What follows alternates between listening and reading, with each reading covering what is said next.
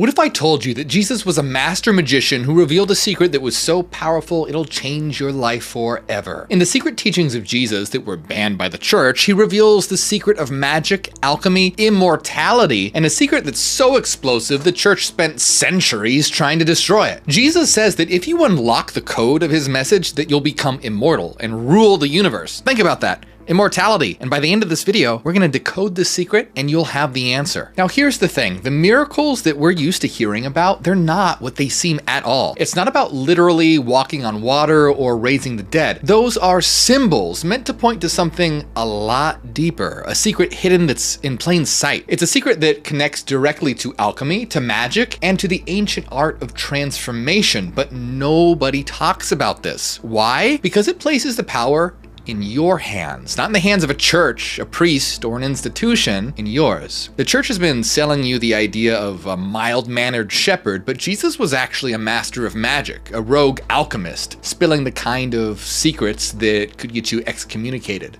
burned at the stake, or, well, crucified. So to understand this secret, what we have to do is look beyond the traditional Bible and go into the Gnostic Gospels. You know, the ones conveniently left out of the Bible. Texts like the Gospel of Thomas, the Gospel of Philip, the Secret Book of John. Ever heard of them? No, it's not an accident. These have been banned, hidden, and the church tried to destroy them all. But in these texts, Jesus wasn't just a savior figure. He was actually a teacher, a guide, and yes, a master magician, but not the kind of magician that you might be thinking of. This isn't like Harry Potter or a show in Las Vegas. It's not about wands and spells. It's about something a lot more real, the magic of transformation, the magic of changing yourself, and by extension, your entire reality. So think about this. What if the kingdom of heaven isn't some distant place in the clouds? What if it's not a reward waiting for you after death? What if Jesus was telling us that heaven is already here, within you and all around you, just waiting to be realized? And what if all of this was hidden in secret symbolism, encoded in a way that only those truly seeking would understand? And let's face it, the idea that you can unlock immense personal power is pretty bad news for anyone who built a career off collecting tithes. See, I'm an ex-Christian revealing hidden knowledge the church doesn't want you to know, and to understand Jesus' secret here, we need to explore concepts that have been hidden in plain sight. Alchemy, magic, the merging of opposites, and the idea that reality itself is a reflection of you. See, it's all connected. The Gospel of Thomas, the Gospel of Philip, the Secret Book of John, they all contain fragments of this code, but the question is, can you see it? Can you piece together the puzzle that leads to the truth? Let's find out. So let's get right into the Gospel of Thomas. This was a text so controversial, it was banned and hidden for centuries, and it begins by saying, these are the hidden sayings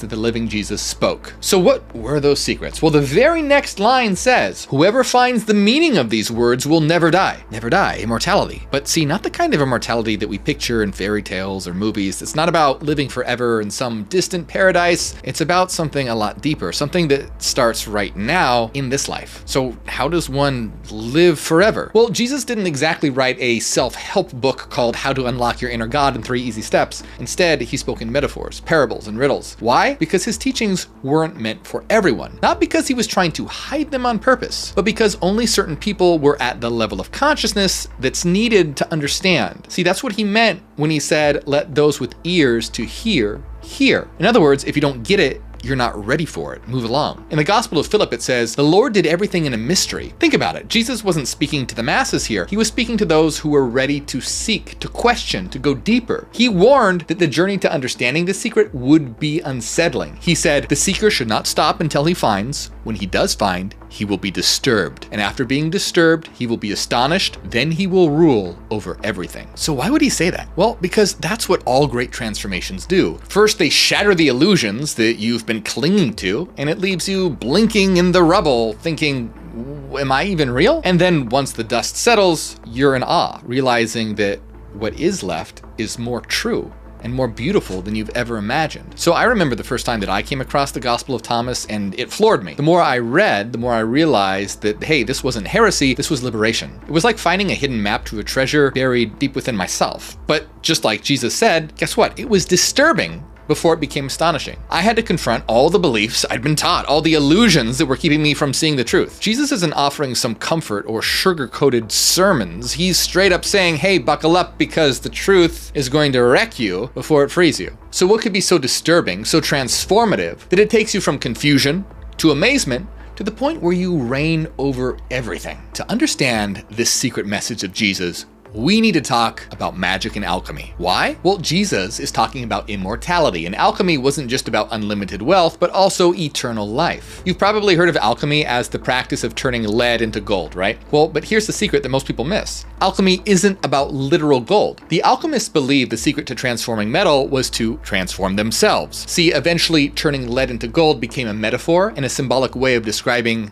a much deeper process, transforming the human soul. See, magic isn't about conjuring fireballs or summoning demons. Real magic is the art and science of transformation. At its core, magic is about using will, intention, and understanding of the universe's principles to shape reality. Not in some woo-woo, wave your hands and make it happen kind of way, but through aligning your inner world with the outer. It's about mastering yourself, your mind, your emotions, your desires to create the life that you want. See, real alchemy isn't the Hollywood version with wands and potions and a Hogwarts acceptance letter. It's not about turning metal into gold for some get-rich-quick scheme. Alchemy is about you. It's about the process of turning the lead of your soul, all your doubts, fears, and limitations, into the gold of higher consciousness. But here's where it gets really interesting, because Jesus was speaking the exact same language. Jesus wasn't just some spiritual teacher, he was an alchemist. His teachings were about refining the self, uncovering the spark within, and unlocking the gold that's been hidden inside you the whole time. So to really understand this, we need to look at one of the most famous texts in the world of alchemy, known as the Emerald Tablet of Hermes Trismegistus. Now, just to be clear, I'm not talking about the Emerald Tablets of Thoth. You know, the ones Billy Carson is always talking about.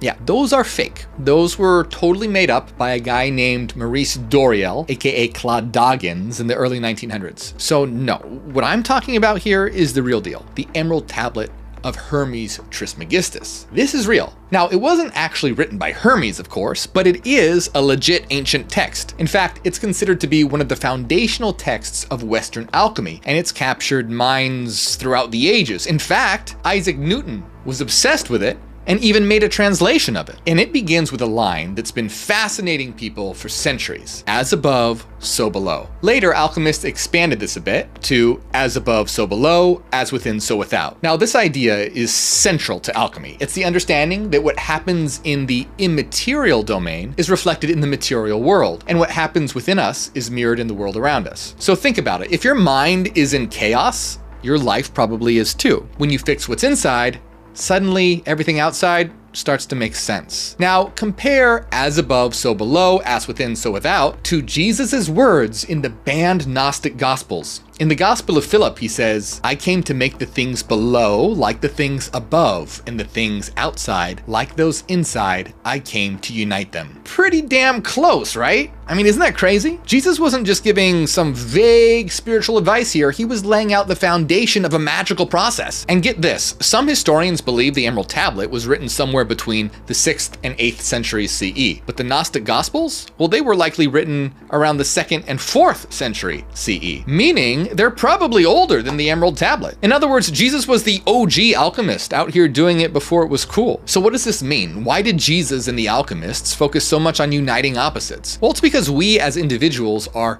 fragmented. We're divided within ourselves. Think about it. Rational versus emotional, spiritual versus physical, masculine versus feminine. These divisions keep us from reaching our full potential. The process of alchemy, like the teachings of Jesus, is about alignment. It's about taking these seemingly opposite forces and bringing them into harmony. It's about creating a balance that unlocks a higher state of being. So this isn't some lofty idea, it's a roadmap for real transformation. In alchemy, this is symbolized by the transformation of lead into gold. But what is lead? It's the base, unrefined version of ourselves. It's our fears, our doubts, our ego-driven impulses. Gold, on the other hand, represents our highest self, our divine eternal essence. And Jesus was showing us how to make that transformation. He said, "When you know yourselves, you will be known, and you will realize that you are the sons of the living Father." In other words, when you refine yourself, when you strip away the lead of your lower nature, you uncover the gold of your divine identity. And so here's another thing about as above, so below. It's not just about the world outside, it's about you, what's happening inside of you. The thoughts, emotions, and beliefs that you hold, they shape the reality you experience. Jesus says, "The kingdom of heaven is within you and outside of you." That's a direct reflection version of that alchemical truth. Your inner world and outer world are mirrors of each other. If you change what's within, you can change what's without. That's the real magic here. Aleister Crowley, one of the most famous occultists of the modern era, said this. He defined magic as the science and art of causing change to occur in conformity with will. And here's the part most people miss. The change starts within you. It's about transforming your own psyche so the world naturally shifts in response. Jesus wasn't teaching people how to wave wands or chant spells. He was teaching the principles of real magic, the alchemical process of transforming yourself. When he said the kingdom of heaven is within you, he meant that the key to changing your reality isn't out there somewhere, it's inside. Now, to really understand this, we need to talk about the four elements: fire, water, air, and earth. See, an important first step of magic is about learning how to master the four elements. I mean, does that sound kind of crazy? Well, guess what? These elements aren't about literal fire or actual dirt. They're symbolic. They represent archetypal forces within your mind. For example, if you've ever been burned by your own bad decisions or felt like you were drowning in your emotions, well, congratulations, you've already had a crash course in elemental alchemy. See, here's the breakdown. Fire represents willpower, drive, transformation, and desire. It's the force that pushes you forward or sets your life on fire if it gets out of control. Water symbolizes emotions and intuition. When it's balanced, it's your flow, your creativity, but when it's unbalanced, it's a flood of overwhelming emotions. Now, air, that's your intellect, your ability to think and analyze, and it's all about clarity, but it can also lead to endless overanalyzing and spiraling into anxiety and existential dread. Earth represents groundedness, stability, and manifestation. It's the part of you that gets things done, or the part that gets stuck in the mud,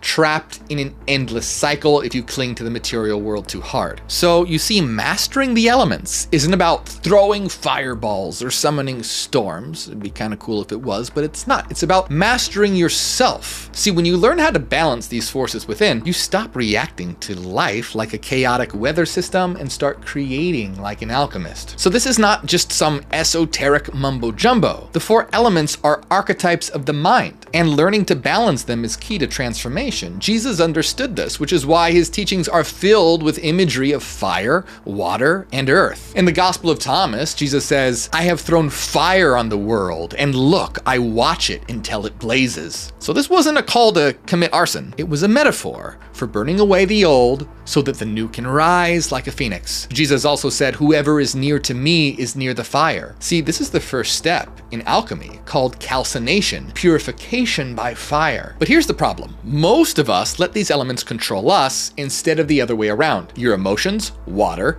take over and you're drowning. Your willpower, fire, burns too bright and you get burnout. Your intellect, air, can spiral into overthinking and suddenly you're frozen in place. The work of alchemy, of magic, and the work of Jesus is to reverse this process. Instead of being a victim of these forces, you become their master. So let's talk about Jesus walking on water. This is a story that's so famous, it's practically a Christian meme at this point. But instead of it taking it as a literal miracle, let's dive deeper into the meaning here. Because let's be honest, the idea of a guy casually strolling across a stormy sea is a little hard to swallow, don't you think? And frankly, it's missing the point entirely. These stories are symbolic, not some first century Marvel movie. In symbolic terms, water represents intuition, emotions, the unconscious mind. And when things get turbulent and stormy, you can feel like you're drowning. So when Jesus walks on water during a violent storm while everyone else is losing their minds, he's showing us what it means to master this element. The disciples, who were afraid of drowning, symbolize how most of us react to the storms of life. Jesus, however, rises above the chaos.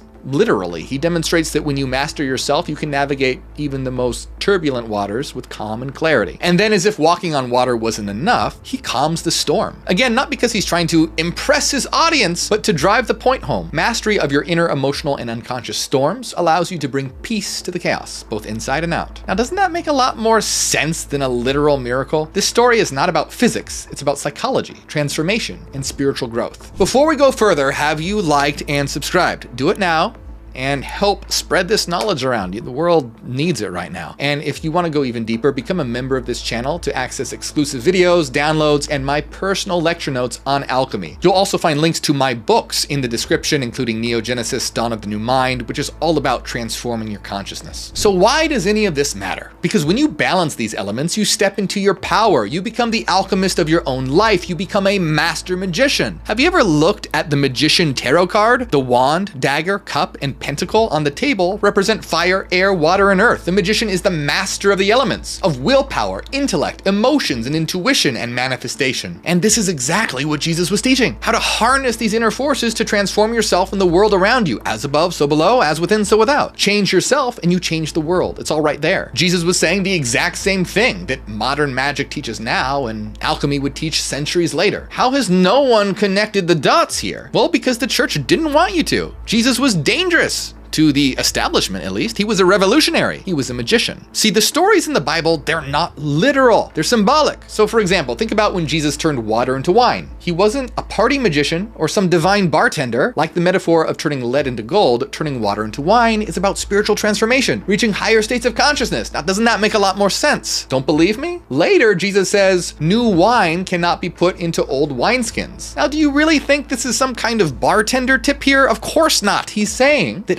higher consciousness, represented by the new wine, can't fit into an outdated mindset, the old wineskins. In other words, you can't pour divine wisdom into a vessel that's still clinging to ignorance and limitation. It'll burst. Now think about the crucifixion. It isn't just about physical suffering, it's the ultimate symbol of destroying the old self. The part of you clinging to fear and outdated beliefs, that's the part being nailed to the cross. It's painful, but necessary, because without the death of the old, there can be no birth of the new. And that's where the resurrection comes in. Rising from the tomb isn't about a literal body reanimating, it's about the emergence of the transformed self. It's the phoenix rising from the ashes, the culmination of the alchemical process. Jesus is showing that true transformation requires letting go of what doesn't serve us so we can step into our true divine power. This isn't just Jesus' story, it's our story. Every time you face a challenge that forces you to shed your old ways and embrace something new, you're living this cycle. You're crucifying the outdated and resurrecting the transcendent. But there's more to it than this. See, in alchemy, one of the most powerful ideas is called conjunction. While mastering the four elements is about balance, conjunction is about becoming whole through the unification of opposites, the masculine and feminine, the inner and outer, the spiritual and material. And guess what? Jesus says the exact same thing. In the Gospel of Thomas, he said, when you make the two into one, and when you make the inside like the outside, and the outside like the inside, and the upper like the lower, and the lower like the upper, and thus make the male and the female the same, so that the male isn't male and the female isn't female, then you will enter the kingdom. Pretty damn cool, right? Now, what is this two that he's talking about here? Well, this two that are to be united, they're inside you. And this brings us to one of the most misunderstood metaphors in Gnostic texts, the bridal chamber. So no, this isn't some ancient version of The Bachelor. In the Gospel of Philip, the bridal chamber is talked about repeatedly, again and again, but it's not about a literal marriage. It's a metaphor for uniting your inner opposites, the masculine and feminine energies within you. Let's break it down. The bridal chamber, it's not a place, it's a state of consciousness. It's where your divided self comes together, where the chaos of duality transforms into harmony of unity. In alchemical terms, this is known as conjunction, the uniting of opposites to create something new. Now, let's be clear here. This isn't about literal gender or physical relationships. It's about uniting the qualities we associate with these energies, such as reason and intuition, assertiveness and receptivity. When these forces come together, they create something new, a higher, more complete version of yourself. This is alchemy in action, integrating all parts of yourself to unlock your full potential. Now, let's talk about one of the most controversial and misunderstood moments in the Gnostic texts, the part where Jesus kisses Mary. Yeah, you heard that right. In the Gospel of Philip, it says Jesus loved Mary more than all the disciples and used to kiss her often on her mouth. And this isn't just some ancient tabloid drama here. This isn't about romance or scandal. It's about something a lot deeper. See, it's symbolic. That kiss represents the union of the divine masculine and feminine, a theme that's all the way through alchemy and spiritual transformation. See, Mary represents the divine feminine, intuition, wisdom, and nurturing. Jesus, on the other hand, represents the divine masculine, will, reason, and action. Their connection, symbolized by the kiss, is a powerful metaphor for inner alchemy where the opposites within you merge to create spiritual wholeness. So think about it this way. If you're ruled only by logic, well, you're disconnected from your intuition. And if you're ruled solely by emotion, well, you probably lack stability and clarity. But when you align all these aspects of yourself, when you unite the divided pieces, you access a power that most people can only dream of. And that's what Jesus was teaching. He was showing us the path to divine transformation. He was showing us how to become alchemists of our own souls. So no, the bridal chamber isn't about Jesus putting on some ancient speed dating event. It's about merging the parts of you that have been arguing since the dawn of time. Think of it like cosmic couples therapy for the opposites within you. See, when I started learning about alchemy, I had no idea that it would tie back to Jesus. I used to think it was some ancient practice about turning metal into gold, but then I saw they were talking about spiritual transformation. And when I read Jesus's words about making the inside like the outside and uniting the opposites within, I realized he was describing the same thing, alchemy, plain as day. You've probably heard that alchemy was the precursor to modern chemistry, right? Well, what they don't tell you is that alchemy was actually also the precursor to psychology. For the alchemists, mind and matter weren't separate. They were two sides of the same coin, and they believed that transforming the outer world, turning lead into gold, was symbolic for transforming the inner world. And this idea didn't die with the alchemists. Carl Jung, one of the most influential psychologists of all time, studied alchemy extensively. Jung believed that alchemy's metaphors and symbols were a map of the human psyche, showing how we can integrate the divided pieces of ourselves to become whole. So when you hear phrases like as within, so without, it's not just spiritual woo-woo fluff, it's psychology. Carl Jung said, "Only by discovering alchemy have I clearly understood that the unconscious is a process and its contents initiate an evolution, more precisely, a real metamorphosis of the psyche." See, Carl Jung believed a huge part of psychological development was about uniting our inner masculine and feminine energies. He called them the anima and animus. And here's the crazy part. Jesus was teaching this way before Jung came along. In a way, Jesus was the original psychologist. When he talked about uniting opposites, making the inside like the outside, the male like the female, he was describing the same process that the alchemists called conjunction and Jung later called integration and individuation. Jesus was showing us how to align the conscious and unconscious parts of ourselves to access a higher state of being. But here's where it gets crazy, because Jesus and magic go even further than just personal transformation. It's cosmic. It's about understanding that every division, inner and outer, spiritual and material, is an illusion. In other words, it's a blueprint for dismantling the false divisions in yourself and the world around you. When you stop seeing opposites as enemies and start seeing them as complementary, it's not just about changing yourself, you change reality. When you step into the bridal chamber, you don't just unite yourself, you realize that everything is already one. And guess what? Both the Emerald Tablet and Jesus talk about reality being one, emerging from a single ultimate source called, you guessed it, the One. The Emerald Tablet says, all things have come from this one thing. All created things originate from this one thing. Now compare this to the secret book of John, where Jesus says, the One rules all. Nothing has authority over it. Everything exists within it. It is not right to think of it as a God or as like God. It is more than just God. So what is this one? It's the source, the unity that underlies everything. And Jesus was telling us that we're a part of it, that we have the power to align ourselves with it, and in doing so, transform our lives. This is why the teachings of Jesus and the secrets of alchemy are so intertwined. They're both about realizing the potential within you. They're about taking the raw material of your existence, the lead, and refining it until you shine like gold. This is the magic that Jesus was revealing. It's not about supernatural powers like in the movie. It's actually more powerful than that. It's about the ability to transform yourself and your entire reality. See, what Jesus was saying is that we're God. Western religion is about worshiping God and getting to heaven. Eastern religion is usually about escaping reality, whereas magic is about becoming God and mastering reality. That's why Jesus says when you understand the secret, you will reign over everything. Remember when he said, the One rules all? Jesus wasn't pointing to some external God sitting on a cosmic throne, judging your every move, and he wasn't handing out tickets to an exclusive afterlife club. No, he was holding up a mirror and saying, hey, the divine spark you're looking for, It's in here. The Gospel of Philip says that when you understand this, you are no longer a Christian, but a Christ. And you saw the Spirit, you became Spirit. You saw Christ, you became Christ. You saw the Father, you shall become Father. And in the Gospel of Thomas, Jesus says when you understand what he is saying, you will become like I am. There are a lot more verses that I could show you and go on, but I think you get the idea here. This isn't about worshiping someone else's divinity. It's about realizing your own. And speaking of that, have you ever thought about how weird the concept of heaven is? Think about it. Hell exists to terrify you, to make you obey out of fear, but heaven is supposed to be the ultimate reward when you die. But what is that reward? Eternal worship.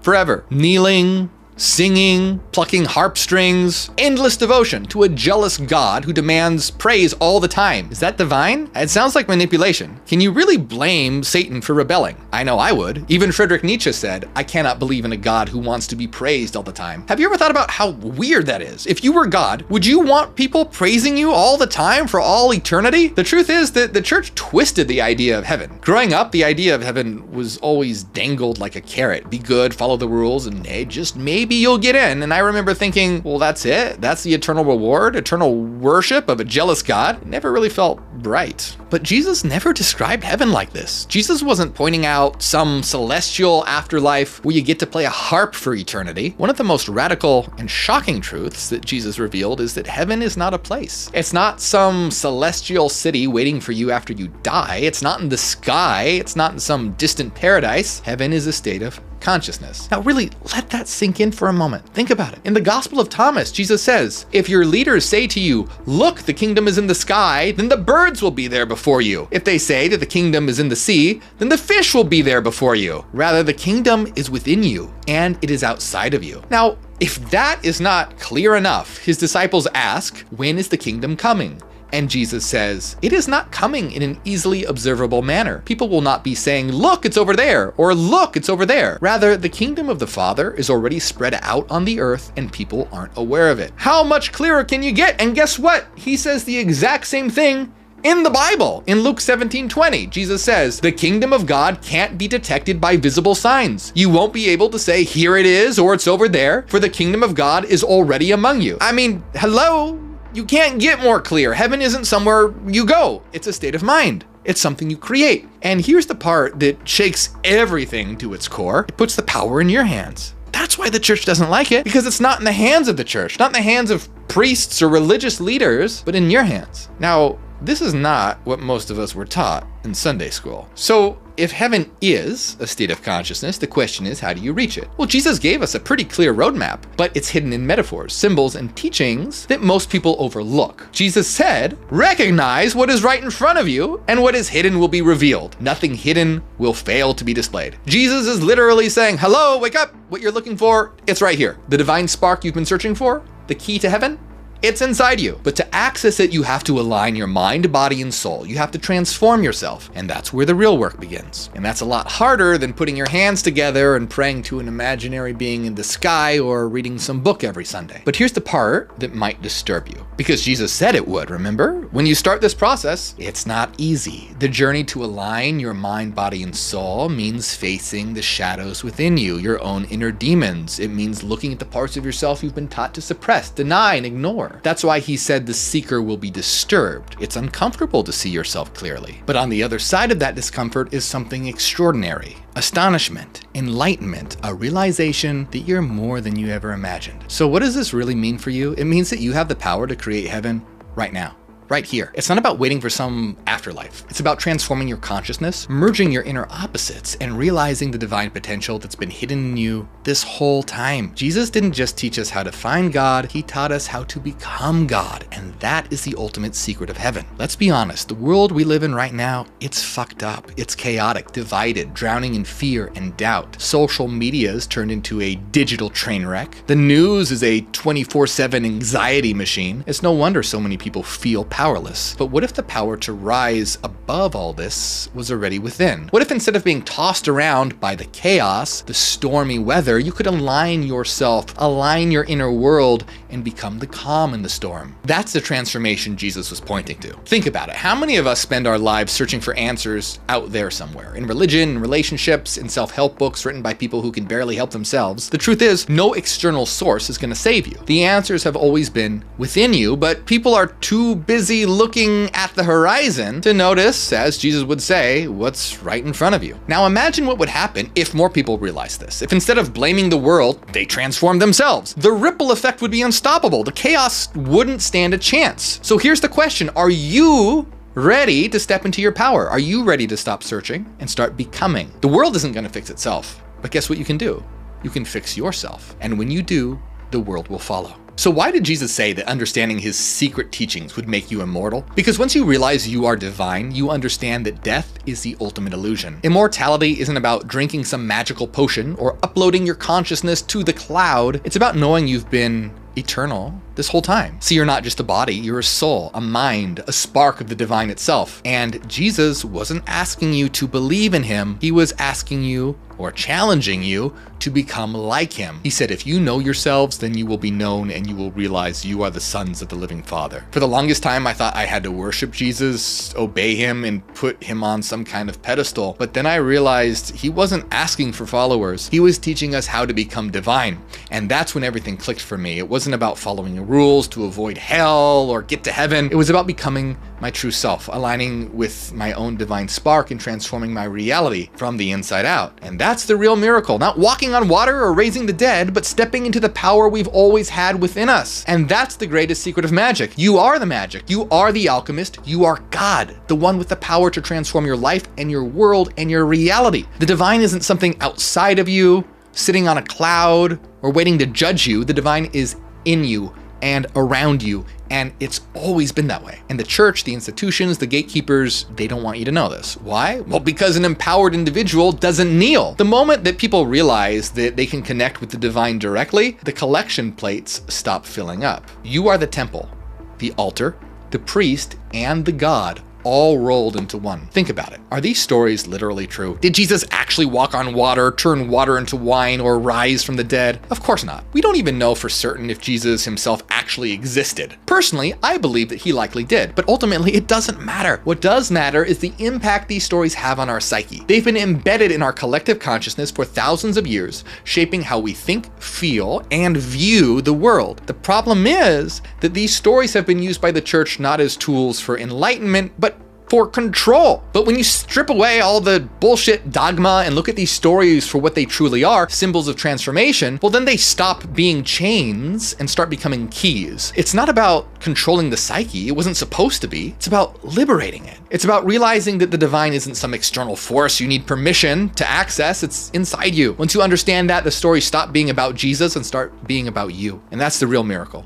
So what's stopping you? Are you ready to actually step into your divine power? To stop looking outward and start looking within? Let me know in the comments. What part of this resonated with you, and how are you going to begin your transformation? But that's not all the church is hiding. What if I told you that the God of the Bible is actually the devil, and that Jesus came from a completely different God? Watch my video, God is actually the devil. It'll change the way you see everything.